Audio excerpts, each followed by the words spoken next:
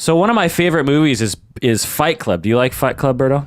I love Fight Club. Me too. I love this movie. When it came out, it affected me a great deal. I ended up actually reading the book. Well, I didn't read the book. I listened to the audio. Can I say I read the book if I listened to the audio? Yeah, that counts. Yeah. Well, thank you. Some people think that it's like not real if you listen to it. I mean, you didn't read it technically, but yeah. But so you did the same as me because I watched it and then I got interested to read the book and then I read the book. Yeah. But I actually read the book. Well, the book and the movie really affected me and made me think about the meaning of life, the meaning of masculinity, the meaning of where we are in this crazy world. Right. And I was really happy when a listener emailed us and said that he wanted to talk about his perspective regarding the movie. But before we introduce him, welcome to the podcast, Psychology in Seattle. I'm your host, Kirk Honda. I'm a professor and a licensed therapist. My name is Humberto Castaneda. I'm a publicist for podcasts, actually. But I have a problem here is we have some rules we got to go over. And the first rule is we can't talk about this podcast. Crap. So we have two special guests with us today. Our first special guest is Omid. He's a friend of ours that I've been wanting to get on the podcast for a long time. I often consider him Berto 2. He's like, Berto and him the better are... version. Berto 2.0. The bald Berto, shall we say. They're very similar people, but for whatever reason, they're from different circles of friends, and so they don't intermix very often. Well, if we come too close, bad things start happening to the universe. Probably, yeah. So welcome to the show. Thank Omid. you. Appreciate it. We were talking before the show that the correct way to pronounce your name is Omid, but everyone, including me, says Omid. Including me as well, yes. Oh, okay. We can omit that part. Okay. I see what you did there. So Clever guy, this guy. tell us a little bit about yourself. Well, other than being probably the least qualified person to be on this podcast, I am just a person who likes to talk a lot. Yeah. Just to give a background of why I'm even here. You know how sometimes people say, hey, I do skydiving, and the friend goes, oh, I'd love to try skydiving once before, but no one follows through. Well, Kirk actually followed through and gave me dates where I could actually be here. I was like, oh, I'd love to do a podcast one of these days. And he's like, why don't you do my podcast? I was like, sure. And next thing I know, I've got a meeting maker and homework to do and all this stuff. Just a regular guy. I'm in sales, telecommunications, and yeah. But the shortest way I can describe Omid is that a mutual friend of ours said, everyone needs to have an Omid around. Who said this? Erica's dad, I think, wasn't it? Yeah, maybe. Oh, yes, he did. Yeah, because whenever there's a social gathering, like yourself, Berto, Omid's the guy who will fill the empty space with a bad joke. Yeah, I do that well. We have another special guest with us. The whole reason why we're here tonight talking together is Cal. Why don't you introduce yourself? My name is Cal Ledbetter, and I am a existential therapist here in Seattle, and also a huge fan of Fight Club. Oh. Cal emailed me saying that he's a listener to the podcast, and he loves it when Berto and I talk about movies and analyze them and infuse psychology and psychotherapy into the conversation. Cal was like, I actually have done some writing along the lines of Fight Club and existentialism. Did you go to Seattle University? No, I went to City University. A city university. Is it existentialism a particular shtick of yours? A particular shtick. Yeah, it's my shtick. It's your shtick, your therapy shtick. It's the shtick. That's good. So Cal, get us started on this conversation. Well, I guess first of all, it's the 15th anniversary of this movie coming out. Oh my God! Wow. Really bizarre to me. Yeah, we're old. 15. I saw it in college and had the same kind of reaction that you did. Just kind of changed my perspective on a lot of things and really got me thinking about kind of exactly the same things you talked about. Yeah. You know, just what it means to be a man, and you know what it means to be a modern American, and you know what does all that mean. And I remember the scene where he's on the toilet and he's going through his IKEA catalog, or you know whatever other name, I think it was called like furniture or something in the movie, but anyway, the IKEA equivalent catalog, and he's like looking for the perfect table and the perfect couch. And at the time in my life, I was in my 20s, and I remember having similar thoughts, and it really woke me up to the reality of the potential meaninglessness in the pursuit of the perfect things. Yeah, but those things are slick looking, you know. Those little bookshelves, they're so tasty. I still kind of have that problem. Well, for you, it's shoes. This guy has an entire room just for his shoes. How many pairs of shoes do you have? I noticed your Jordans. I don't have a whole room. My shoes share, space with my other clothes, but yeah, there's a lot of them. I don't count. I don't count. I think you have like 250 pairs of Nikes. No, I'm not at 200. I'm still under 100. I think I'm not as crazy as some real sneakerheads, but I like What model are the ones you got? the Jordan 1s. Jordan 1s. Yeah. A buddy of mine collects Jordans. He's got all the special ones. Well, just we're talking about dates. 30 years ago, like 2 days ago, or 30 years ago yesterday was the first day Jordan entered the NBA. Wow. So there's another thing that has nothing to do with this podcast that I thought I'd throw in there for you. At the time, I remember a lot of my peers leafing through IKEA catalogs. Wait, when did the movie actually come out? What year? 99. 99. 99. Okay, so we're sitting there. And at the time in the industry that I'm in the I'm a publicist. Yeah, in the publicist industry at the time, it was kind of a booming time, and everyone was selling their publicist stock, and they were cashing in by buying. It was splitting regularly. It was, yeah. And so they would look through IKEA furniture catalogs, and you'd go to like these bachelors' apartments and condos, and everywhere you would see was this slick Swedish or Scandinavian, or where are they from? I don't know. Wherever they're from. It was that part of the slick. world. And so you see it in the movie, and everyone just like, oh, that's us. Yeah, and it's particular to our place and time now and the massive consumerism culture we live in today, and how for a lot of people that becomes the meaning of their life, is the acquisition of things that show your worth or that complete you. He says that in the movie. Fill your holes. Right. Is that some of the thinking that you had behind the movie? Well, actually, first, let me tell you, my experience was different. When I was in college, when I saw the movie, I think I was, maybe a sophomore or a junior, and I lived in the shittiest house that was literally condemned. So I wasn't living the IKEA lifestyle just yet. But, of course, like as we know, like Tyler Durden's house. It was pretty much Tyler Durden's house. A little less, shady, but kind of the same thing. But, shortly after that then was, I graduated from college, and kind of started that whole kind of, I guess, IKEA lifestyle. But then there was September 11th after that, which kind of just changed the way that we kind of, saw everything at the time, right? Yeah, I forgot about that. That makes sense. Yeah, just a couple years later was 9/11. Right. And prior to that, we were perhaps in a golden age of optimism and materialism, maybe. Like everything's bright. The 90s was the big bubble and the dot-coms, and right. Everyone was rolling in money, and it was just, the future was bright for everybody, and then everything came to a crashing end. And anyone would have made sense that movie came out if it came out like in 2001, or not even post 9/11, but I mean more like after things had started crashing more. And I think when it came out was there had been the stock crash, like the stock had gone down a bit, but it wasn't like, I think people were still pretty positive. Well, there would have been no way they would have released that movie because of the buildings in the end. Yeah, no, of course, it would have never come out again. That's yeah. Right. I mean, they're lucky they released that movie when they did. Yeah. Because if they would have had to wait 10 years after 9/11 to release that, because the whole premise is the main character blows up in a bunch of buildings and drops them because he's anti-capitalism. Yes. Yeah. Yeah. Some foreshadowing there. Yeah. So just a little bit about the movie and the novel. The novel is by Chuck Palahniuk. Yeah. How do we pronounce it? Palahniuk? I believe it's Palahniuk. Palahniuk. The book was published in 96. I think it was his first novel. No. Oh, one of his first. Yeah, one of his. It's early, but Choke was after that. I know that. I'm pretty sure. I don't remember Anyway. the order, but One of his first novels. He's from Pasco, Washington, which is Eastern Washington, right? Yeah, southeastern Washington. Where Cal is also from, right? Kind of. Yeah, in that area. Yeah. To us out here, all Eastern Washington is just one big swath of land. Spokane and Yakima. Yeah. Yakima. And they're nowhere near each other, but it's Eastern Washington, so they may as well just be neighbors. So I joke. I mean, my family's from Yakima and Spokane as well, so I've spent a lot of time out there. I think currently he lives with his male partner in near Vancouver, Washington.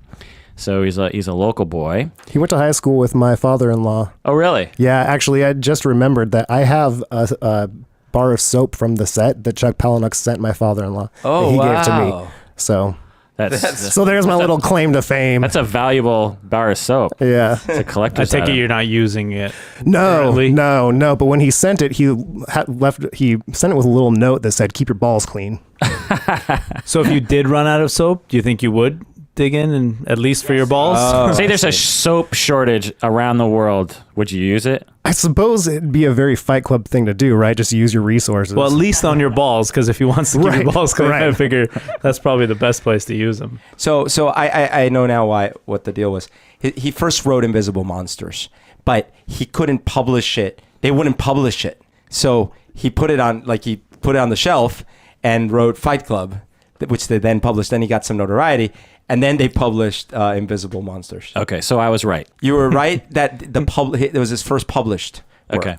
And you were confirmed by Google. That's right. Thank you. Wikipedia, to be fair, which I just donated money to. Did you know that Chuck announced that a sequel to Fight Club is in the works and will take the form of a serialized graphic novel? I heard this is a hoax. Oh, is it? That's what I heard. Oh, is it? About 7 years ago, he said that he was going to turn it into a musical with all the music done by Trent Reznor, and he was lying.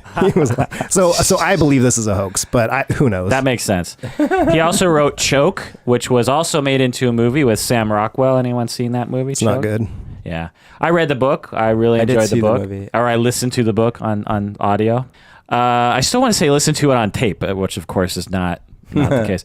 The film was directed by David Fincher. We recently just reviewed Gone Girl, which was also directed by David Fincher. David Fincher also directed The Social Network, Zodiac, Seven, and Panic Room. Panic Room. Yeah. All right. Well, let's do some tougher bluffs right off the gate. What do you say? Guys? Yeah, Oh, I let's do should it. have saved my Holy God. Good thing it's just Towel. water. towel. Yeah. You can find one in the bathroom. Wow, lightweight. The water guy is the one who spills, not the alcohol people. All right. Tougher bluff. There is at least one Starbucks cup visible in every scene in the movie. Tougher bluff. Cal, what do you say? Bluff. All right. Oh, I'll go tough on that. I'm going to think bluff. Well, according to the internet, it's tough. So does anyone have Wow. any additional information on this? I mean, I remember a lot of Starbucks on there, so I guess that's why I went tough. Yeah, I mean, not in every shot, but in every scene. Like in Yeah. the car crash, there's Yeah. a Starbucks cup that gets thrown out of the car when they crash, or you know, it's like in the background on all the stacks of the newspapers in the Tyler Durden house or something. So Right. apparently, that's a little what do they call it? Easter egg. All right, tougher bluff. Meatloaf's man boobs were real. Tougher bluff. Meatloaf, you know, I forget Yes. who Bob. He plays Bob. Bob. His name Robert. was Robert Paulson. His man boobs were real. Tougher Like bluff. those were actually his breasts? Is that what you're saying? His breasts. No, that's not true. So bluff. Bluff. Bluff.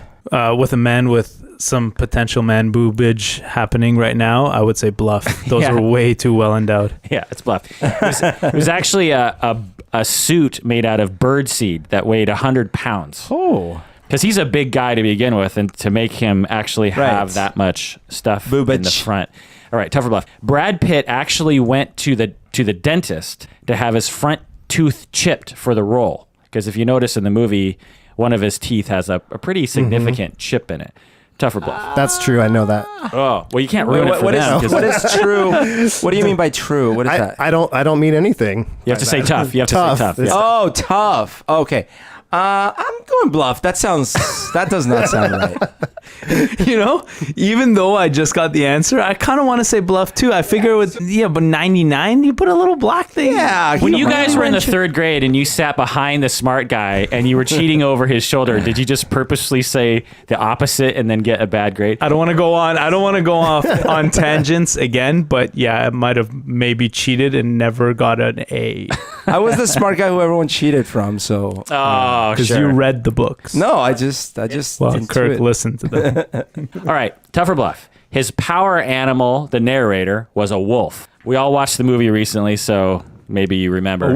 His power animal, when he visualized his power animal while he was in one of the meetings and they were doing a visualization, his power animal was a wolf. Tougher bluff. Bluff.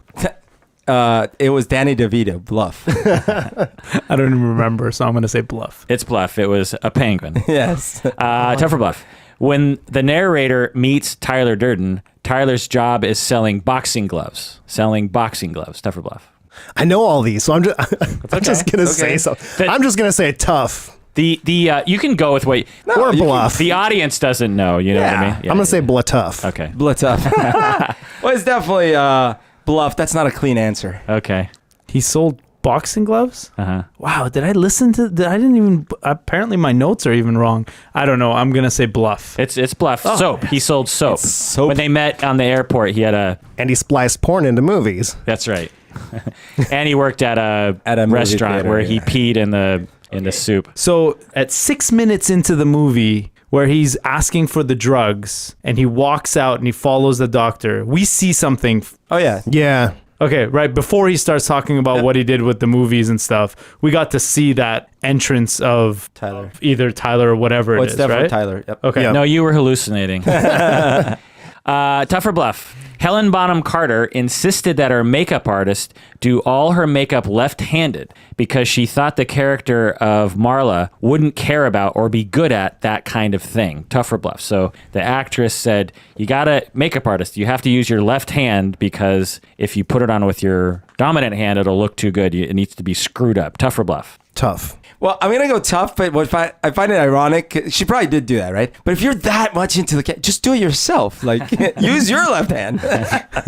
Yeah, I'll say tough too. It's tough. Yeah. Actresses don't put their own makeup on. I know, but I'm so dedicated to the cause.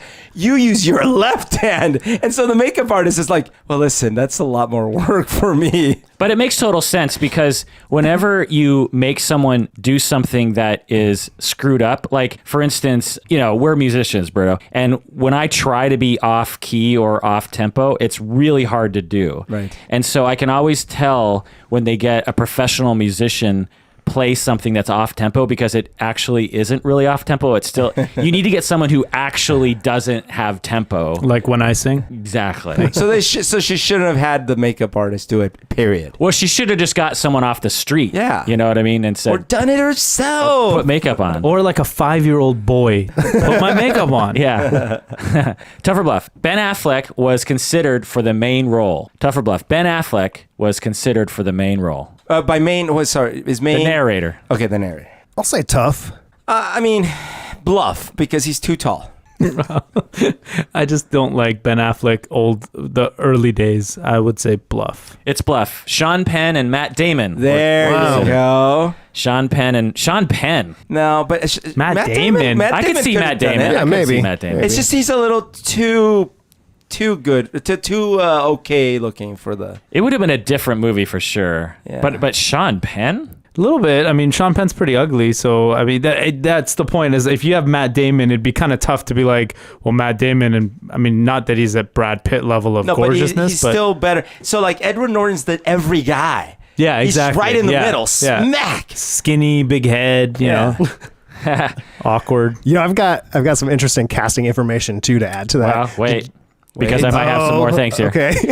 Okay, Tough or Bluff. Before deciding on Brad Pitt, the producers initially wanted Ray Liotta to play Tyler Durden. Tough or Bluff. Before deciding on Brad Pitt, the producers initially wanted Ray Liotta, Tough or Bluff, to play Tyler Durden. I'm gonna say bluff because that'd be awful.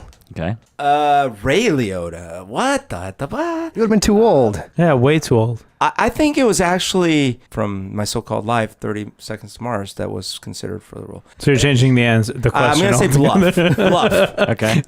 I'm gonna say bluff as well. Bluff. Russell Crowe was considered. Oh, Russell equally Crowe? terrible. Yeah, Yeah. that would have been horrible. Russell I know. Crowe? I can kind of see it. Hindsight with all 'cause- this craziness and throwing stuff. Because and back fighting. then, I mean, you have to think of the 90s, right? Russell Crowe was I'm trying. still kind of... What did he do in the 90s? Would have been right before Gladiator. Yeah, he was still kind of young. What did he do? I don't He know. did that virtual reality movie where he comes out of the computer and... Anyway. Okay, Tough or Bluff. Oh, God. Reese Witherspoon and Sarah Michelle Gellar were both offered the role of Marla. Reese Witherspoon and Sarah Michelle Gellar were both offered the role of Marla. Tough or Bluff? I'm gonna say tough. Yeah, that sounds about right timing. Tough. both, I'm going to say Bluff. It's tough. I can't imagine Reese Witherspoon. No. No, not at all. Could. Not as that role as maybe his girlfriend or the girl that he's interested in, but not the girl that acts like him and goes into the therapy sessions. Like, I can't imagine her with that weird makeup. She's the girl next door. Sarah Michelle Gellar is too fragile. No. Did she Cruel could've- Intentions? Buffy, No. dudes. Buffy the Vampire Yeah. Slayer. I think she could have pulled it off. But I actually think Reese Witherspoon would have been okay. Just not. No one could have done the job that Helena Bonham Carter. That's right. No, not at all. All right, last one. In the last scene of the film, there is a single frame flash. That's hard to say. Say that 3 times. Single frame flash of male genitalia. Tough or bluff? That's tough. Yeah, it's the encore. Tough.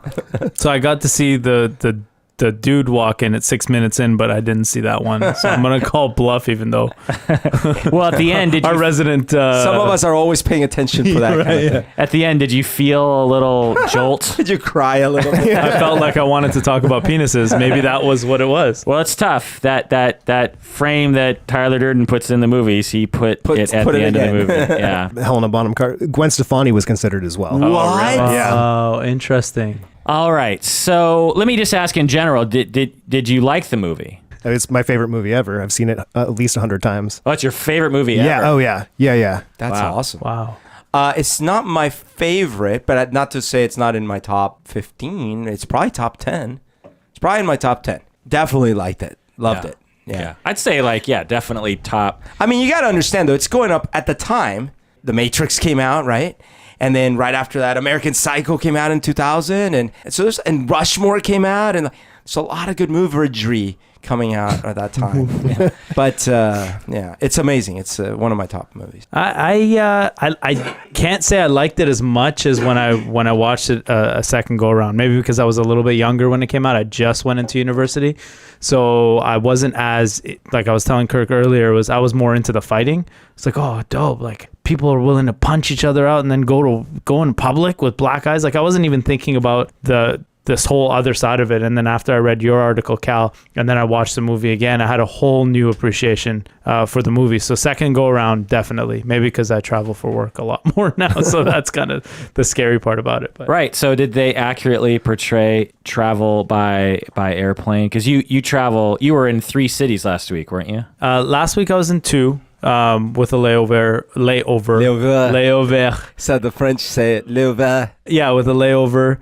But yeah, I travel a lot. It's funny. It's just the last little while I have been falling asleep and sleeping throughout my whole flight. But before that, I wasn't as exhausted. But yeah, they portray it pretty well. So I did get a moment of depression kicking in, and then the whole man boob thing, and it was all kind Do of. you get any single serving friends in your flights? Oh yeah, no, but so it's not single serving as much as it is like the points people, more like the George Clooney movie. Oh, so have you Up ever in the seen Air? Up in the Air? So whenever you see anyone who travels a lot, you start talking about your allegiances, like which airline do you travel with, and then which hotel do you stay at, and then it's like how do you get this and how do you get that? Combine the points. Yeah, and all this weird, horrible, single serving-esque type stuff, which makes you want to.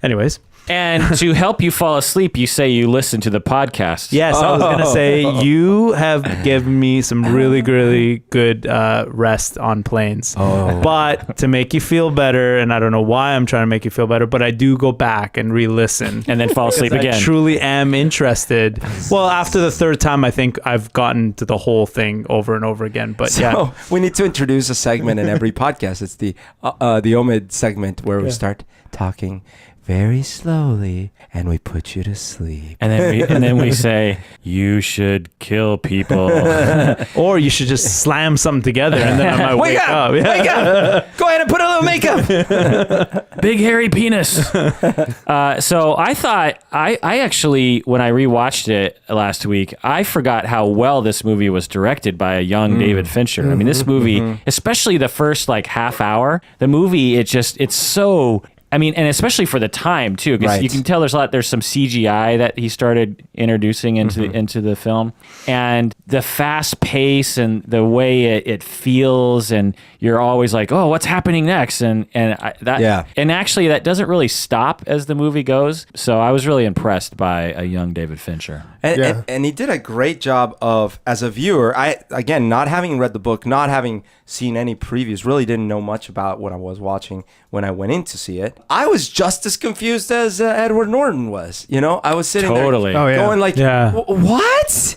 What is going on? Yeah, I remember actually getting a little lightheaded and a little actually dizzy when you realize that spoiler alert that they're the same person. Yeah, that scene is palpably disorienting, right? Because they do something with the music, and then you're like, what?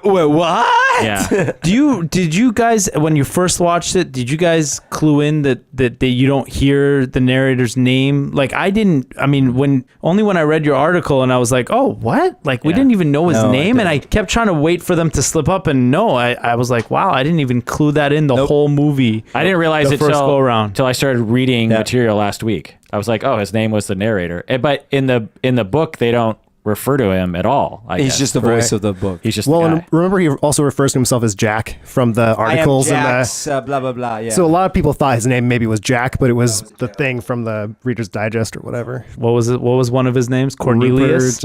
Right. Great name. In the book, by the way, he goes way more into all the Jack books. Remember that? Like all the different medical. Do you remember those? Yeah. Do you remember those movies? I'm probably the oldest person here. In the 70s and early 80s, there was these movies that they would show in health class, and like, I'm Jack's heart. And I just remember this one. They showed him in Columbia too. That's why I know. Oh, really? Yeah. There was this old kind of portly guy he was probably like our age actually at the time, and he's like, I'm Jack's heart. And when Jack needs to wake up in the morning, sometimes he jumps in a cold shower. This is really bad for me. And actually, he looked like Ron Jeremy. Oh, what? That in my head, like it was a sort of slightly younger Ron Jeremy. And then he's in the, and his heart's going, anyway. And then they had, I'm Jack's liver, and I'm Jack's da-da-da. Anyway, so that was a reference to that. We had the husband and wife in their tracksuits, the dude with the mustache. I don't know if you guys had it out here, but I even forget their name, but they would be like health people, like, you should walk this much times in a day. Sounds like an 80s thing. Yeah, it was. Their tracksuits were on point. And very Canadian. You're from Canada. I am technically by citizenship, yes. Yeah. Yeah. And your ethnicity is that you're from Iran. And if I was to say it the way that I always say it, which is Iran, even though that's not the right way to say it. I represent my country and my people really horribly. So I'm from Iran. But how do you say it for real? Iran, not Iran. Okay. Iran. All right. Well, Cal, let's get into some existentialism here. Yeah. Can you summarize existentialism in one sentence? Just joking. No. What could you say about existentialism in this movie? So I think it really, I don't know, kind of depends on which part, because a lot of it overlaps, a lot of the themes overlap, but I think really a lot of it comes down to life and death, more so the realization that we will all die, and kind of having to, for these characters, having to come close to it to have that realization, so therefore they can become free to live their lives. Right. That's a theme in the movie. Tyler Durden tries to get the narrator to realize his impending death, and he tries to do it to other people. Like, he gets that cashier from the convenience store and puts a gun to his head. He says, I'm going to kill you, but before I do that, what's one thing that you wished you would have done? And he thinks that he's doing something good, and in a way he kind of is. It's extreme methodology. Yeah, but in another way, the narrator's like, man, this is effed up. Like, why would you do that to somebody? But then when he tells him the reason, that tomorrow, like, he's going to have this different outlook in life. It's going to be the sweetest day of his life. Yeah. And that it made it different, you know. But on the other hand, he could have had PTSD for the rest of his life. Yeah, that too. Yeah. So that's what I was thinking. For myself, for whatever reason, I've been acutely aware of my death since a pretty young age. And so this is right up my alley. And I feel like I'm often the only person talking about it in my circles. Everyone's like, why do you have to talk about such morbid stuff all the time? Do you get that sometimes? No, I don't. Not about death. Not about death. Do people enjoy you talking about our impending demises? No, they want me to shut up usually. Right, that's what I'm saying. Oh, you just don't bring it up at parties. Pretty much, yeah. I see. There's something about saying a bad joke, and then there's something about always talking about death that might kill parties a little bit worse than a bad joke. Hey guys, I'm here. Thanks for inviting me. So we're all gonna die. That'd be a party I'd go to, by the way. No, but I totally agree with the sentiment of this movie and existentialism in general, in that to be truly free and to be truly in the moment, I personally have to be connected to my eventual death. Because when I am in contact with my eventual death, I am acutely aware of life. Does that make any sense? Yes. Sure. Yeah. And it's been said a million times by people smarter than me in more eloquent ways, but that's kind of the essence of what you're talking about, right? Yeah, exactly. So I think there's kind of a crucial part, well, a couple crucial parts, but Tyler is basically trying to get the narrator to have this realization of, of his impending death. And a couple main times is that the part where he burns his hand, Right. with the chemicals, and he's trying to meditate away from the pain, and Tyler keeps on bringing him back to it, and having him kind of feel the pain and realize that one day he's going to die, and just coming okay with that. Right. It's interesting because in our culture, we tend to teach coping skills and therapy as well. Right. When you're in pain or when you're struggling, here's a coping mechanism. Go to your happy place, which was this green forest. He kept trying to go to this. And that scene was directed so well too, right? Because that's a hard scene to direct, I imagine. Yeah, you can kind of feel it a little bit, Yeah, yeah, really. That notion that we should move away from pain, that we should move away from difficulty, we should move away from the reality of our death. We should move away from people having died. In our culture, we tend to ignore even grieving people or losses. We're just like, move on in life. It's all about... Well, it was the theme of the 90s almost, right? Like that was kind of the 90s was everything about, like now you're looking at it, I think we've kind of come full circle, but the 90s to me, if you look back, was about everything that made you feel bad you didn't do. Like don't work out too hard, walk fast on the treadmill, things like that. And it was like, don't wear, it was everything was about, just coasting because everything will be fine. And to your point, like, if you feel like cold, think about being on the beach somewhere, but don't be miserable because you're not on the beach. And it was funny to me when he was burning his hand and he was like, no, feel this pain. Right. And instantly you're thinking, put some water on it or something, like, like you're like, why? But that's the same idea, is that era was, as at that time of the movie, was that the end of almost that era where we are all trying to not feel almost anything, like just kind of coast through. Right. In the Western world, we had the luxury not to have any pain at the time, particularly before 9/11 and the age of terrorism, so to speak. Right. And so, yeah, it's interesting. I hadn't thought about that. It was like the final days of our innocence in America or something. Yeah, almost, right? Canada, yeah. Canadian.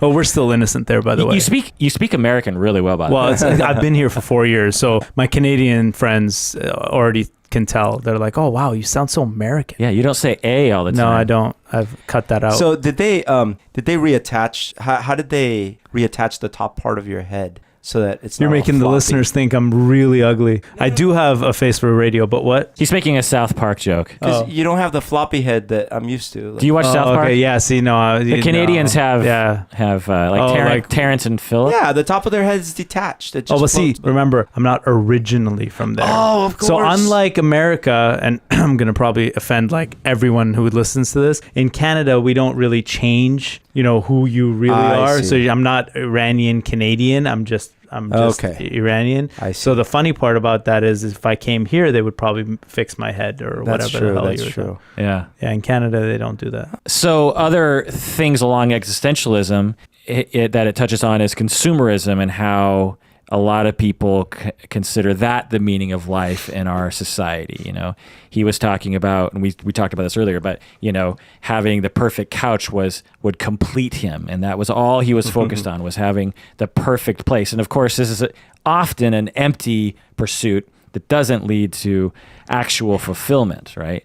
And so Tyler Durden was trying to get him, he actually blew up his apartment and blew up all of his stuff and tried to get him to reject all of that and reject money and reject even physical safety, to get punched in the face, to reject social niceties, Right. to reject government, reject money and everything, Yeah, and I'm thinking of that scene where Brad Pitt's sitting in the bathtub and Edward Norton sitting on the floor, and they're talking to each other, and Tyler's telling him, I went to college like I was supposed to, and then when I was done, I got a job like I was supposed to.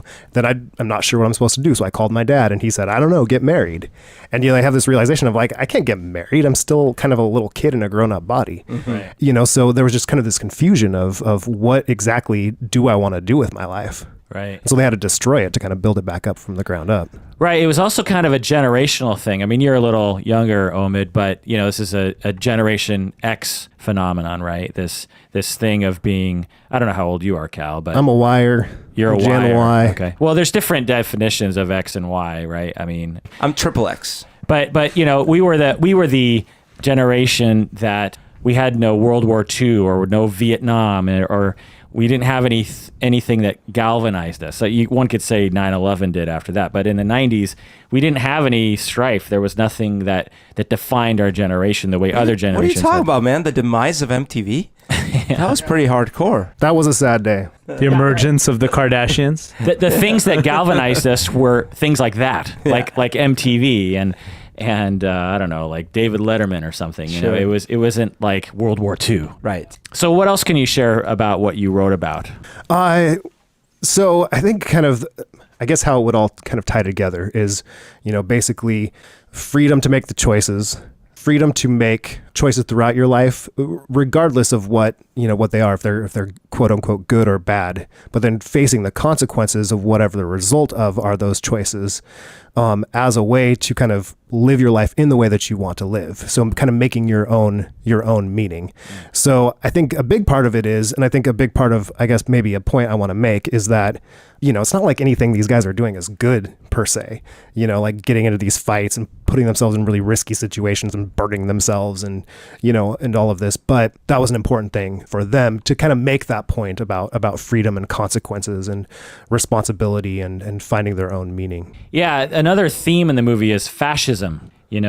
How Tyler Durden basically was a fascist in a sense. He got a cult together and they were all extremely loyal to one person. Right. And they lost their identity. Their identity was they were part of Tyler Durden's gang. Right. And he took away their names and he took away Right. their clothes and he took away their jobs and they all were the same scum, And so that was another element that I read about that I hadn't thought about before. To me, it was just like, oh, that's kind of cool that they're like striking back at the system. And then someone says, actually, this is exactly what fascists were like Yeah. in Europe in the Right. in the 40s. Well, and then also one of the things that I found interesting to that point is that he kept coming back, when he was trying to be like, stop this and don't do this. And they're like, you told us you were going to say that. And it's, what was the one, the last scene I just saw this earlier was when he was in the police station and he's, ratting himself out and everything out. And then they leave We and really they go, admire this what is, you're doing." we're so admire. You told us the first person to do this, we have to take his balls. And I was like, back to the balls conversation. This one you can blame me. I brought it back. But yeah, it was the whole premise was I am like you, and even if I go against what I'm saying now, don't listen to me. Yeah. So which is kind of a little bit different than fascism, isn't it? Like, Well, or is then that we the get ca- into yeah. multiple personalities because Tyler Durden was a fascist over the narrator in a sense. Right, yeah. So Yeah. he was trying to manage the narrator by doing this, setting up all these, fail safes just in case the narrator decides to turn him in. Yeah. Well, and I always kind of took it, I guess, in a way, like a maybe overthinking it kind of way, but that Tyler was in a way supposed to represent his dad. So the dad that he never had, because there's this scene where he talks about his dad leaving when he was 5, and then that part that Tyler actually leaves, and he's the narrator's in his bed and he's sleeping, and it kind of very much seems like a dad leaving in the middle of the night, like leaving his young child behind. So I always kind of took it as like Tyler being the replacement for the dad that he never had. Or what his dad was bold enough to do, which is leave him alone, or do something that would, again, out of the norm. You know, you have a child, and I just recently had one, so it's that same idea is that you're now the nurturer, and you're supposed to be there to take care of him. So whenever you see a father leave, you're almost thinking to yourself, how can anyone leave their child? And maybe that's how extreme that the Brad Pitt character Tyler is that he wanted to be that extreme because he could never do anything out of the norm. Yeah. And his dad did. Yeah. He needed someone else to do it for him because he didn't have the strength to do it himself. Right. Yeah, that's a good point. You know, one thing that struck me, we were saying earlier how you brought up the thing where they flash his image at the beginning and stuff. I went and rewatched it briefly after I had seen it when I first watched it because I was so taken by it. It was, like I said, one of my favorite movies at the time. And just like with The Sixth Sense, which, by the way, I don't remember if that one came first or after. I don't remember. But just like with that movie, where it's, you know, big twist, and most people that saw it didn't see it coming and stuff. When you watch it the second time, it feels impossible that you didn't see it coming the first time. Right. Because they put it in such plain sight for you. Same year. Oh, same year. Okay, so that year, both movies are like that, where you watch it through the first time and you're like, what? That's unbelievable. You go watch it the second time and they spell it out like slowly for you. Yeah. Well, I feel like The Sixth Sense was more slowly for you than but there's all Fight these Club. scenes where, first of all, they literally show him, right? Yeah. But then they have the scenes where, you know, they're never there in front of Marla at the same time, and he's yelling down and he's looking up. And once you know it, you're like, oh no, I can't. Or, this is so obvious what's happening right the now. movie with Russell Crowe, the one where he has an imaginary friend. Wow, you know a lot about Russell Crowe. I think we've discovered this today. It's a huge movie, the game theory movie. Oh, Beautiful Mind. Beautiful Mind. Oh, okay, never mind. He has a hallucination. His best Right, buddy, right. you think for a long time, is like Right. one of his pals at the university, but he's right. actually an hallucination. And Yeah. even when Tyler's saying, "Don't tell her about me," and then he goes upstairs and has sex with her, and it's like, again, when Don't I watched talk it to her about me, don't yeah. talk to her. Oh, don't Yeah. talk to her about me. Yeah. No, didn't he say, "Don't tell her about me" as well? Like, No. wasn't it? Don't talk to her about me. Yeah, it's don't talk to her. okay. But Never then, mind. like I said, I mean, they did it obviously very well, so you wouldn't catch on the first time. But when you watch it the second time, you're like, oh my God, it's so obvious. Right. She sees dead people. Yeah. Oh, but the reason I was saying that is actually because I think they did a really good job so that you would feel that sense of mental confusion, not just plot confusion, but like how he must have felt mentally, like, oh, there's two people living inside of me. Oh God, right? And then because I actually had a problem while I was watching the movie the first time because of all the actions that they were taking. They were so extreme and so antisocial. I was like, the cool factor was getting seriously diminished for me because I'm, amongst many other things, a hypochondriac and things like this. So I'm like, no, don't do that. That's probably unhealthy. No, you're definitely going to catch a cold from that. Dude, someone's going to get killed. Yeah. Wait, no, you're going to get killed. Like, what? Right? And so watching it, there was a little bit of that going on for me. So when I find out, oh, he's like mentally unstable, then it almost makes it better for me in that sense because I'm like, oh, okay, well, that explains a lot, you know? Yeah, It's crazy. That's the same thing for me. It was when I was watching it, and you know, at the beginning, he's like, punch me in the face, and you know, he does it. I'm the same as you in that aspect because I was like, I've only been punched in the face once. And it wasn't by choice. And even when we roughhoused back, you know, when we were younger, I was always the one who was like, no, that's going to break. No, don't do that. We're going to get in trouble if we do this. Yeah. I was always that kid. So You're a big brother. I was a big baby. Oh, big brother. I was going to say big baby. But yeah, I was the only one that actually, like, you know, was always amongst all my friends, that guy. Yep. So when they were like, let's just beat each other up, I was like, that can't, who's gonna stitch him up? That's not, and the ground is so hard. Yeah. I know you are similar. Yeah. And I also read that when they were filming, that first punch where Edward Norton punches Brad Pitt in the ear, if you remember that scene. The director at the first said, Brad Pitt, Edward is going to not hit you. He's gonna come close to your head, and I need you to flinch as if he punched you. And at the last moment, he told Edward Norton, actually punch him in the face. And so wow. Edward Norton, punches him, and you see Brad Pitt like he's actually in pain, and he's like, God damn it, you hit me in the ear. That's something I would probably do if someone asked me to punch him in the face. I would either miss and break my own hand, or I would punch him in the ear. And he was like, why would you punch me in the ear? Like, it seems like such an awkward place. And it's awesome because I watched that a couple of times this time through, and you can hear that just sort of dead thud of him hitting his ear. It's just like this. It's just kind of like this, it's like, ugh, that feeling of just getting punched in the ear. It's like, ugh. Well, did you guys do martial arts when you were growing up? Yeah. No. I'm Japanese. It's born in me. Is it? What did you do? Everything. No, come on. No, I didn't do any martial arts. Oh, you didn't? Okay, No. so... I wrestled, but I didn't. Oh, okay, but wrestling... Wow, we like exact opposite. I did martial arts when I probably should have wrestled because Iranians wrestle a lot, and you did... Iranians wrestle a lot? Yeah, we're number one all the time, dude. Oh, I did not know that. Yeah. Huh. I did do martial arts. I didn't wrestle. That and weightlifting. But so I did taekwondo. Taekwondo is very kick oriented, as you may or may not know. But in my school, we all practiced in the park, and it was no padding. There's never any padding. So the rules when you sparred are you could punch above the belt and not the face, and you could kick above the belt all the way to the face, and there was no pads. What? Wait, so okay, as a you can't- hypochondriac, how did you do that? Because I played... That's probably why I'm now a I hypochondriac. did kickboxing, and I had to pad up, I like know, I know. underneath my It's so- gi. it's I so had dangerous. more pads than they even sold because I was afraid of my shin breaking if I Yes. hit with So I can only say Why it would they was- say, okay, you can't punch the face, that's cruel, but you can kick the face, that's fine? Listen, first of all, it's Colombia in the mid to late 80s. So I'm sure there's no oversight on this stuff. And we're practicing in the park. It's There was not no like you're in a- disclaimers you had to sign. Right. The only thing I can figure is, first of all, it was easier to block a kick than a punch, because once you're already close range, a punch to the face it's going to be harder to like actually avoid.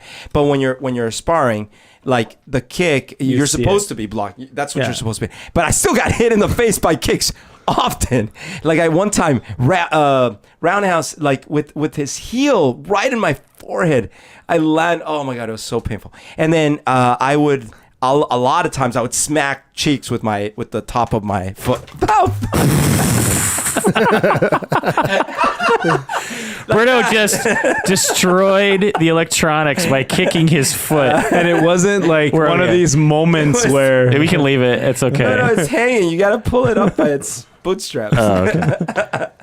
It wasn't athletic at all either. I'm sorry. I came down on my headset. Anyways, but the point is, I know what it So graceful. I know what it feels like to get hit, especially punched into thorax and like all these things. And so I think I developed a natural like, okay, fighting's hard. Like you can get hurt, right? And people would get hurt. They would twist ankles, break an arm, like people in casts and stuff. People would get hurt. So I didn't need to get hit to know that. I guess you're Why I'm right. but 2.0. As a result, that you intuited from my genes what could happen. So then I grew up like that, thinking, well, yeah, no, then you don't fucking want to get in a fight, because if this is sparring, like you're gonna get seriously hurt. So yeah, watching a movie like that is hard for me. So I'm like, ow, ooh, that really hurt. No, don't slam his head against the ground. Oh my But god. then the crazy part is at the end, you find out that he did it all to himself. Right. And that is like where the part where you're like, okay, punching someone else or getting punched is something, but you just beat the crap out of yourself. How did you do that? Like that is and that I think when I read your article first. Is it good to call it an article? I don't know. I'm not Sure. a scholar here. Yeah. I read your letters and words. Well, they had pictures in them as well. Yeah, I read that first. So, when you're thinking about that whole concept of, reality and what I'm trying to build towards, and is it real, and what am I going to, the extremity of what he does. We've all, I guess, been there. You guys were there during the movie, and I guess I've been there somehow from then on. and you're trying to build that same idea, and you're like, okay, I'm gonna, do something different, or I'm gonna be extreme, or I'm gonna do something, but never to this. I mean, this is like, maybe the movie aspect of it, but I mean, I've never wanted to punch myself in the face. Yeah. Other people, not myself. Well, have you seen I Heart Huckabees? Yeah. Do you like that movie too? Yeah. I love that movie. Similar to Fight Club, but different, obviously. Right. But there's a scene where the two of the main characters are punching each other in the face with a balloon that has substance to it. It's kind of like a ball or something, like a dodgeball ball, and they're just beating each other in the face. And they say for like a couple seconds they have enlightenment because they've lost their sense of self. In that second, when you get punched in the face with something, it rattles you to a point where you lose a certain connection to the attachments that you have in everyday life. And so when you get punched, it's similar. It's a shock to the system to an extent that makes you confront particular realities of our body and our fragility and our connection to other things in the world. That we don't normally have to confront. So I think that was a part of it as well. Yeah. Interesting. So we could all punch each other in the face and see if that brings us closer to enlightenment. That's Well, right. Beto and I will just watch you guys do it. 'Cause we'll make sure no one breaks anything. And I'll punch myself in the face, apparently. Well, you punched the shit out of my electronics.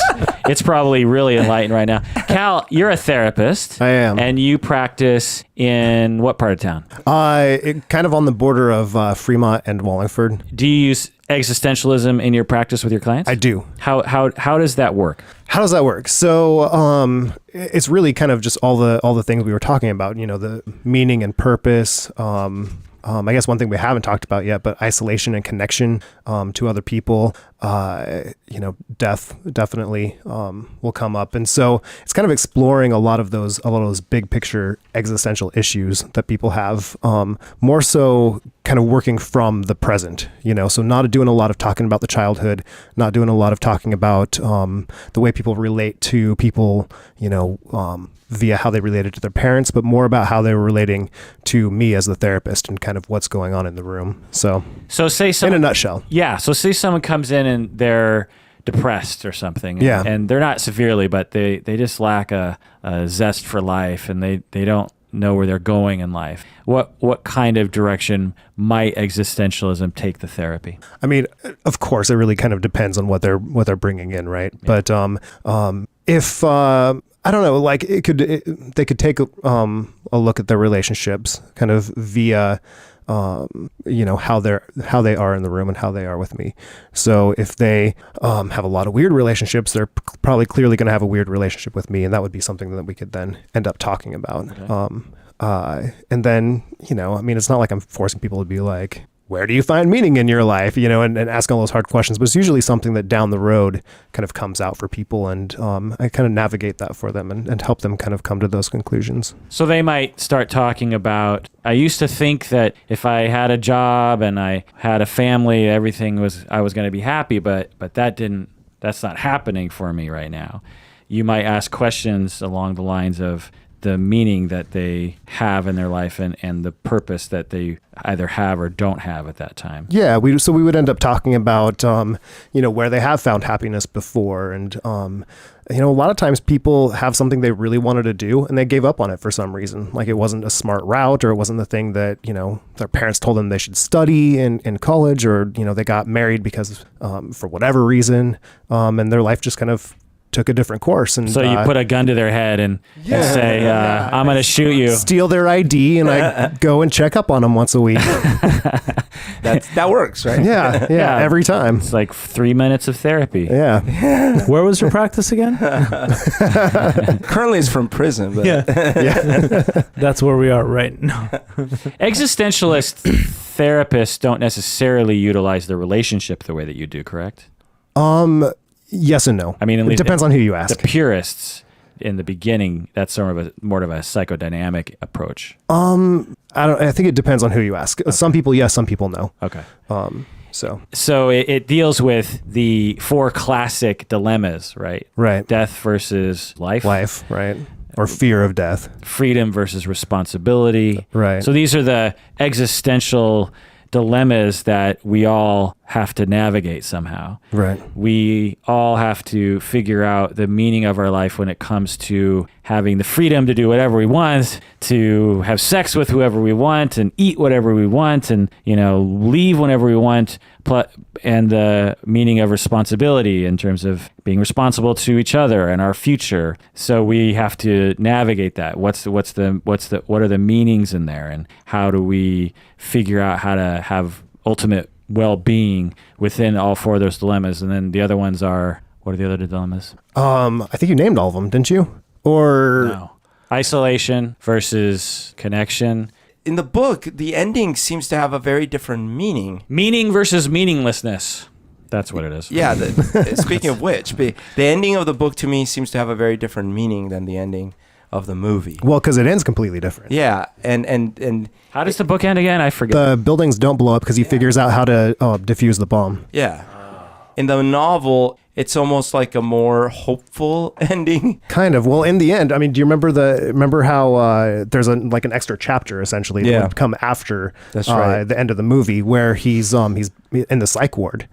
And he knows that he, is crazy and had made all this stuff up. Yeah. But then there's a little thing kind of in the last couple sentences where every once in a while the orderlies come by and they'll nod at him and they have a black Yeah. eye. So now he still doesn't know whether or not he actually made all this up.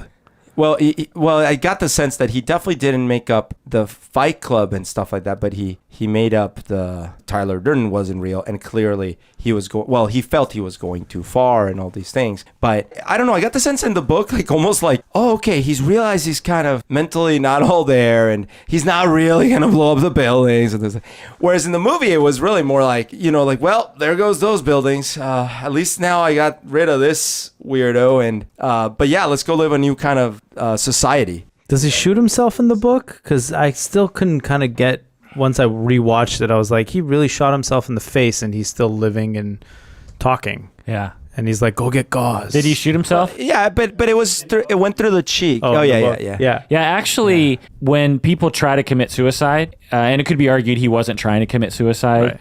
when they shoot themselves in the head, they often survive it because people don't know where to aim the gun, or it'll bounce off something because it'll be low caliber or something. But yeah, people often survive their own suicides to the head. Yeah. So, Or it'll go through a non-vital part of the brain. is this just like a normal party you have, Cal? Talking about suicide? Yeah. So I remember when I read the book afterwards, I enjoyed the additional detail in the book quite a bit. But when I got to the ending, I actually liked the movie better. I did too. In spite of what I was saying about me being so cautious about everything. Maybe it's just because it was a more cinematic ending, but in the movie, I almost felt like there was not as much compromise in the ending. It's like, shit just got real. Yeah. And life's changed for permanent, That's not usually the case to like the movie more than the book. But I didn't read the book first, Yeah. so I don't know. And the movie, if I remember right, follows the book pretty closely up until that point, Well, right? I think Chuck Palahniuk supervised the script of the Okay, movie, yeah. so a lot of the narration is actual stuff from the book. Because you know how some books and movies are like, did you know they're making a Moby Dick movie? I saw a preview for that last night. Really? How in the world are you going to make a movie out of Moby Dick? Well, this is exactly what I'm talking about. The movies nowadays are just so far-fetched because you can make two buildings blow up, but now, But Moby Dick it's a story. There's a story, but it's also much more than just this story about a whale and a guy who's chasing it. It's like Right. all sorts of, I don't know how to describe it because I'm not a literary person, but Existential. But from the preview, it's purely a movie about this whale attacking this ship and the ship. Jaws, but a whale. Yeah, it's Jaws with a whale and massive CG. Right. And so I just thought, why not just make a movie called The Whale and the Captain? Like, why call it Moby Dick? It's this way with a lot of different marketing. Yeah, it's like just publicity. yeah, just Yeah. You should know about this, Humberto. Yeah, I'm a publicist these days. Publicist. So let's talk about multiple personality disorder, which is what you're trying to get at, All right. or dissociative identity disorder. What do you say? I don't know. It's one or the other. Yeah. Well, so in the most recent diagnostic manual, the DSM-5, dissociative identity disorder is still included. You've heard of multiple personalities, right, Omid? Yes. But your other or you hasn't? Which one of my personalities would you like for this segment? I'd like to speak to Omid. Oh, okay, let's do it.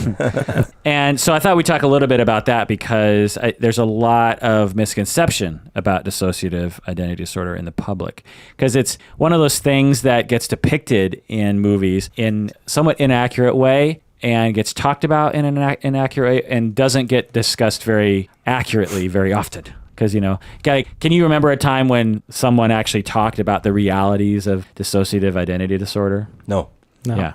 You've only seen it in movies as depicted, like in Fight Club or... in that awesome movie with Edward Norton. The one where he's the choir boy. Oh, yeah. And Is that Primal Fear? Primal... Does he have multiple personalities? Well, maybe he's just pretending. Spoiler alert anyways, so... Okay.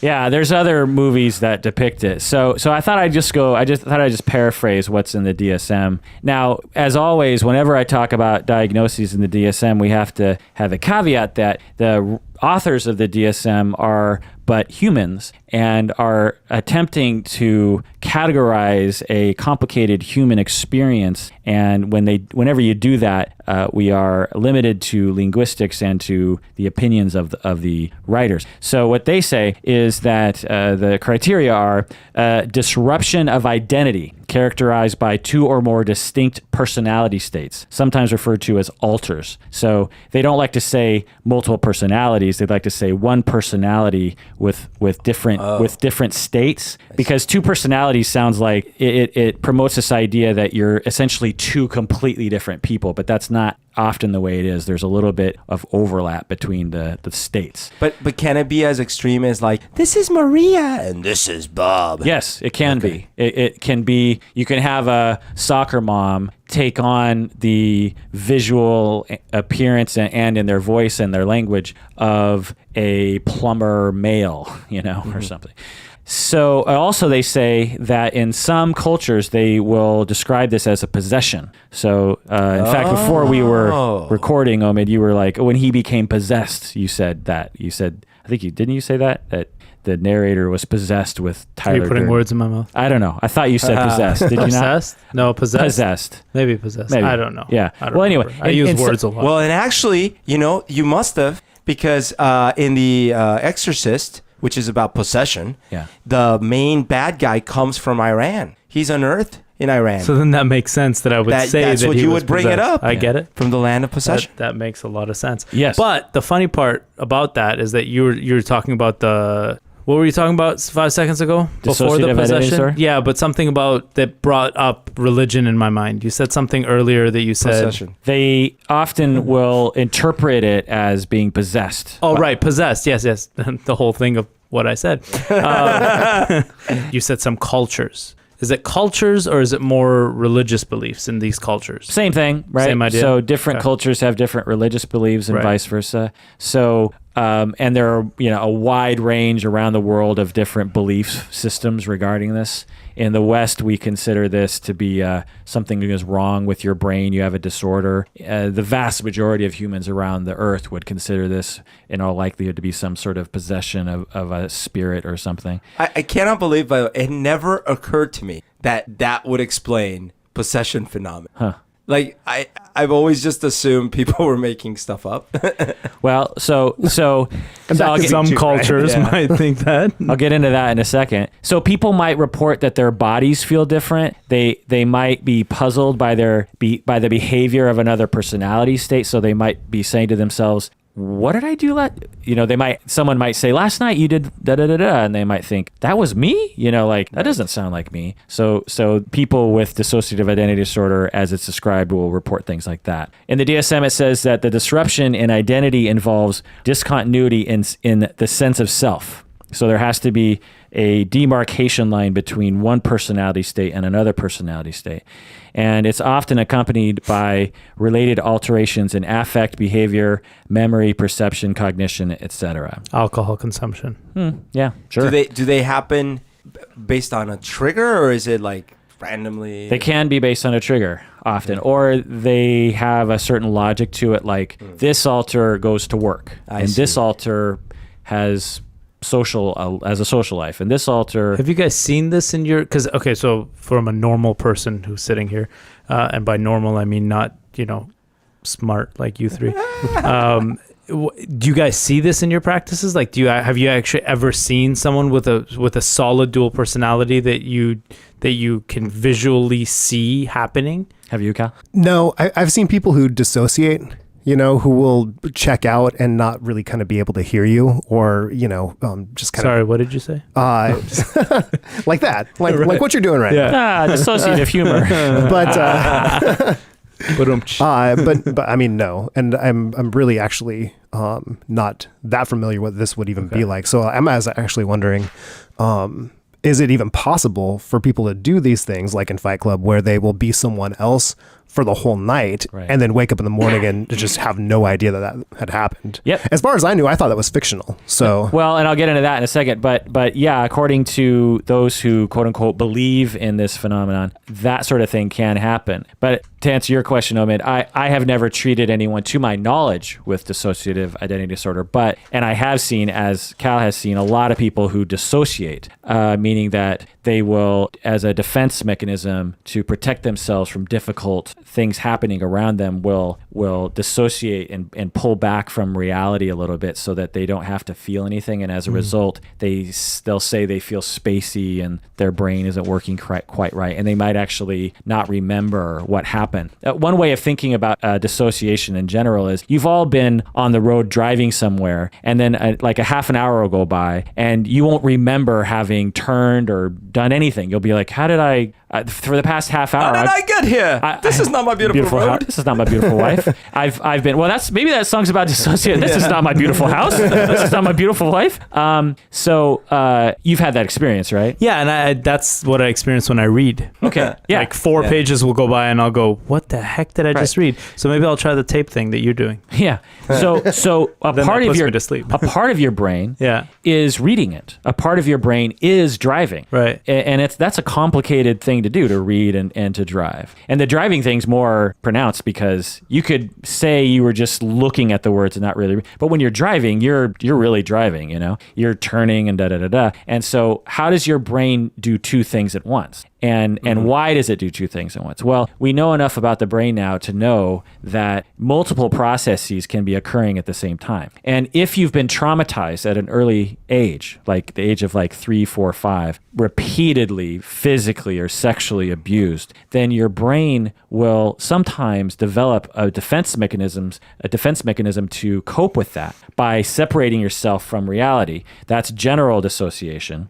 Or by taking on a different personality state that will encounter the abuse. So with the movie, one could say that the Tyler Durden character was the one who experienced the abuse as a child. Mm-hmm. And the narrator was protected. And that's sometimes what happens is one person will be, I'll take this for the team and I'll take on all the ugliness and the trauma, while the other personality states and the other alters don't have to experience that, so they can have some normalcy. Well, just like his apartment and how it was perfect, and then Tyler Durden's house and how horrible it was and messy it was. That same right. concept. There, and when the gangster comes to break up the party in the Fight Club, right. Tyler Durden says, I'll take this, the narrator. Oh, I will wow. let Lou beat the crap out of me. And actually the narrator even steps forward a little bit and Tyler waves him off. It's like, no, I got this. Yeah. I'll take this for the team. I'll be the one to be abused. Right. Essentially, and he doesn't fight back. He just takes it. Right.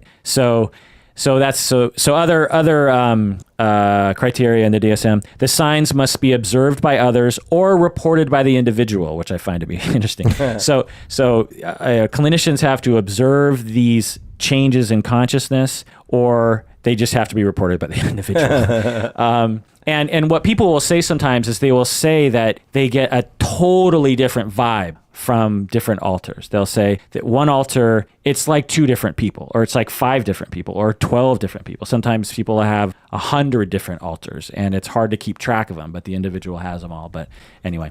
But don't we all have little alters?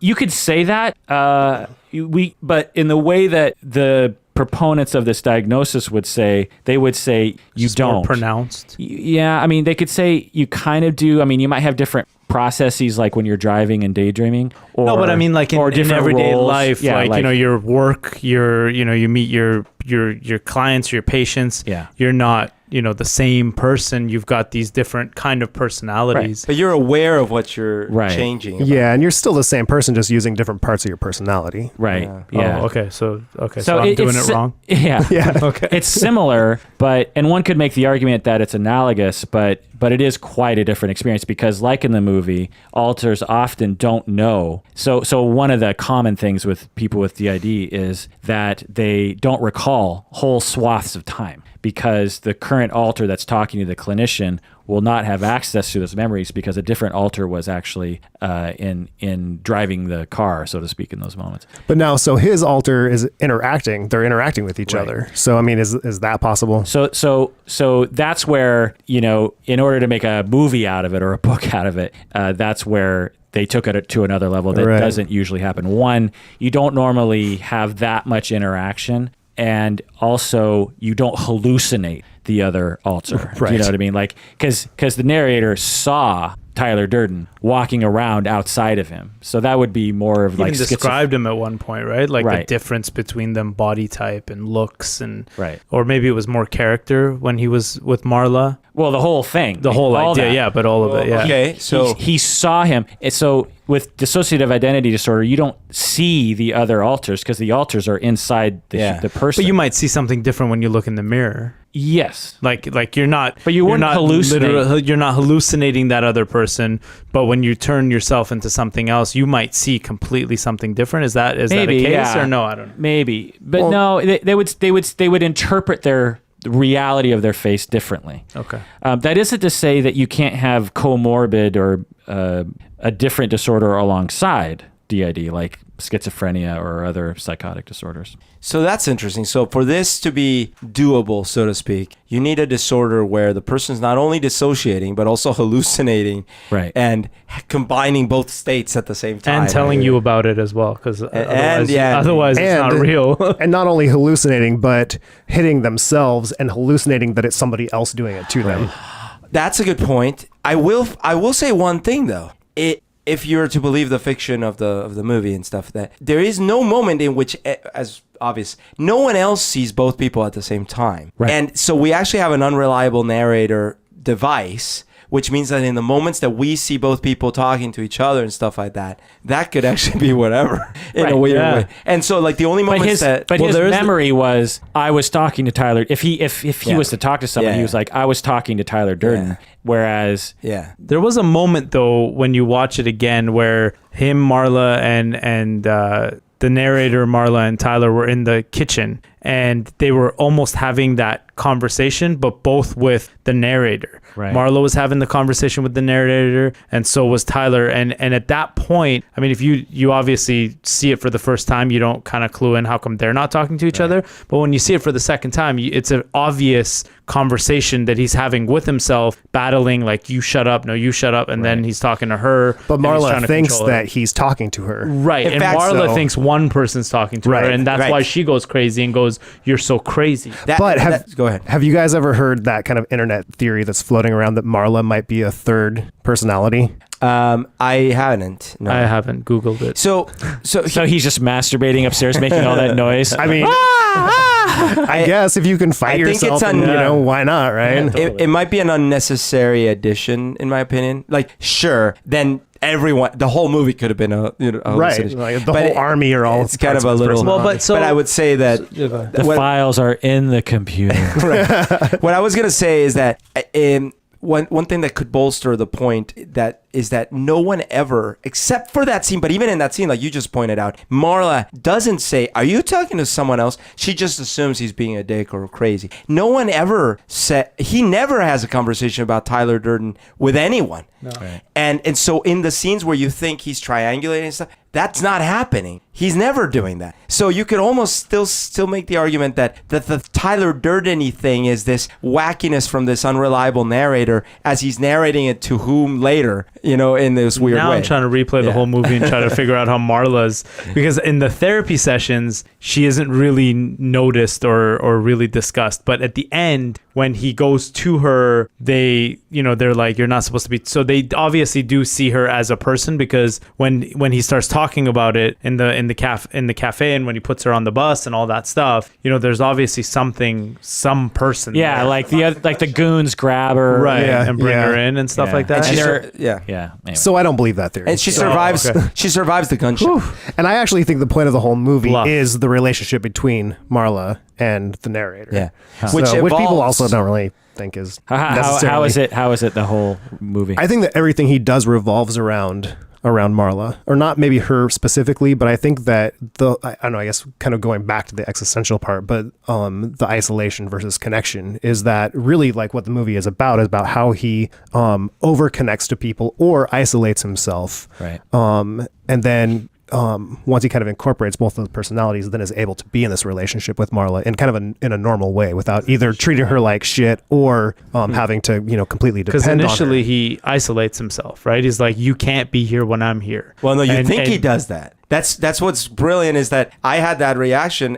I started feeling annoyed at Marla. I'm like, why is she being so rude to him? Yeah. And then, because you're thinking they're actually at a point in the movie, they're barely interacting at all. You're like, all right, well, I guess she was just some side character. No, she's seeing him all the time. It's Tyler. Right. And Yeah. he's being wacky as fuck. And that's why she's pissed. Right. And that, so, Because they have sex, and then she comes downstairs. No, I mean, right at the beginning. So at the beginning, when they were both in the same, he okay. saw another faker. Oh, and right? they make the art. Yeah, and he was like, "You're a right. I'm sorry. faker." And Yeah. I'm a faker, well, he didn't really claim himself as a faker, but he's like, you're a faker and Yeah, you yeah. can't be here. Right. This is my thing, because Yeah. he can't cry I'm in sorry, front of you're right. another faker, right? Right, Yeah. right. That's So if That's I a was good point. if I was to write this for clinicians, the book, I would have said that he was physically and maybe even sexually abused by a woman in his childhood and abandoned by his father, which they mentioned. I in the could book. see that, yeah. Yeah, because in order to have any dissociative disorder, you have to have been severely ongoing abused as a young child. You can't have a stable personality and then get abused as a teenager. Maybe his dad didn't run away. Maybe his dad got arrested. Maybe. So someone severely abused him repeatedly, because when you have no escape and you're exposed to something over and over again, your brain develops this coping mechanism that persists into adulthood that gets triggered when it doesn't need to get triggered, because you're no longer in danger, but it has that mechanism that just automatically kicks in. So is it possible that Marla then triggered that for him? Right. So when I was watching it this time and trying to fit it into the dissociation paradigm, is that he goes to these groups, and particularly the all men's group, where he has this man who has breasts, and so he can connect. He wants to connect to a woman, but he can't. But he can connect to a man, and he has breasts. So it's sort of like a woman in a man's body. Interesting. And his voice is all, estrogeny and Yeah. Yeah. And he and he's huge. Yeah. That his breasts are at eye level for like him. a mom Yeah. if he was, Right. 5. Right. And so he's hugging her, and he cries for the first time and sleeps well that night. Yeah. Well, he says he sleeps like a baby. Sleeps like a baby. That's right. Oh. And he doesn't dissociate. Someone write this down. Because Yeah, no kidding. Because he's getting what he always wanted, and then a woman comes into his realm, and he knows that she's a faker, and this woman is invading, right? And so a woman must have been difficult for the narrator when he was a child, and he said he could no longer sleep, so she's triggering his PTSD. In all likelihood, he would have PTSD as well, or just triggering his dissociation, and so that was another element to it. So then wait, so Yeah. I want to hear more about that. Sure. So then in the end, when they kind of have that connection, they're holding hands as the buildings are blowing up. Yeah. Tell me how that would fit into that theory. Well, so he, throughout the movie, is struggling with this integration of these two alters, the narrator and Tyler Durden. And they're battling, and he's trying to also connect with Marla. But since the masculine part of him can only connect through douchey sex, and the narrator's trying to connect with her through caring, and like he goes to her house and takes care of her one night, and checks for the lump in her breast. Right. And so he is trying to bring these two together so the whole him can have a connection. That's why I was bringing this up, because I think, when you said that, it made a lot of sense to me that the whole movie is about the narrator trying to have a connection with somebody. Right. Trying to have a secure relationship. Or be normal. Yeah. And have someone that loves him. Right. Mm-hmm. And someone he could trust. All throughout their relationship, she was always like, leave me alone, never come back. You're crazy, you're this, you're that. And then now he's trying to fight to have her. And he's like, Right. if you leave on this bus, I will never, come after you or whatever it is, or I'll never follow you. But yeah, that's an interesting point, because I knew the Marla character played a significant role. Like in my mind, I was like, she plays a significant role in his I guess desire or his thoughts of what normal is. Normal, he's got the apartment, he's got the job, he's got everything, he's missing the woman. And as we were talking about, you finish university because that's what I have to do, and then you get married because that's what I have to do. But she wasn't the normal woman. Right. Like she wasn't the one that his job character would have had.